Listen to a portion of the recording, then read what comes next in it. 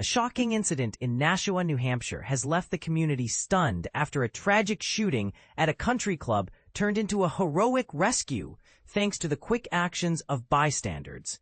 Authorities revealed that a group of patrons intervened in a split-second decision to stop a gunman, potentially saving lives. This moment of courage has sparked debates about the role of civilians in crisis situations. On September 20th, 2025, a deadly attack occurred at Sky Meadow Country Club during a wedding ceremony. One person was killed, and 2 others were wounded before a suspect was apprehended nearby. The victim, Robert DeCesare Jr., 59, was a regular at the club, and the suspect, Hunter Nadeau, 23, a former employee, was charged with second-degree murder. Nadeau's motive remains unclear, though witnesses reported he shouted, "Free Palestine," during the chaos. But here's where it gets controversial. While some argue the shooting was driven by racial or political anger, others believe Nadeau aimed to create panic. A key moment came when a stranger struck Nadeau with a chair, reportedly halting his assault.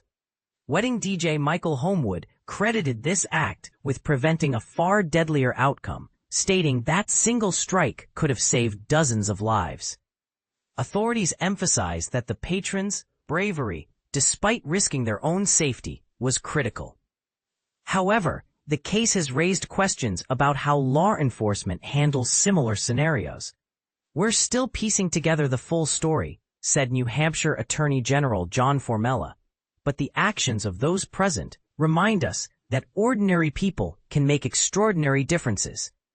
The victim's widow, John Formella, expressed deep grief in a public message. "Our lives are forever changed by a senseless act, but Rob's choice to protect us makes him a hero in our hearts." She also urged the public to avoid spreading unverified rumors, calling it a distraction for everyone involved. Witnesses described a night of terror. One mother recalled seeing her son fall, while another recounted hearing gunfire during a dance floor celebration. "We were just about to celebrate when everything turned chaotic," said Sophie Flaboris. "5 shots rang out, and we ran for our lives." As the investigation continues, the community grapples with questions. How can society prepare for such events? What does it mean to act in the face of violence? And, most importantly, who bears responsibility when a tragedy occurs? These are the thoughts that linger long after the gunshots have faded.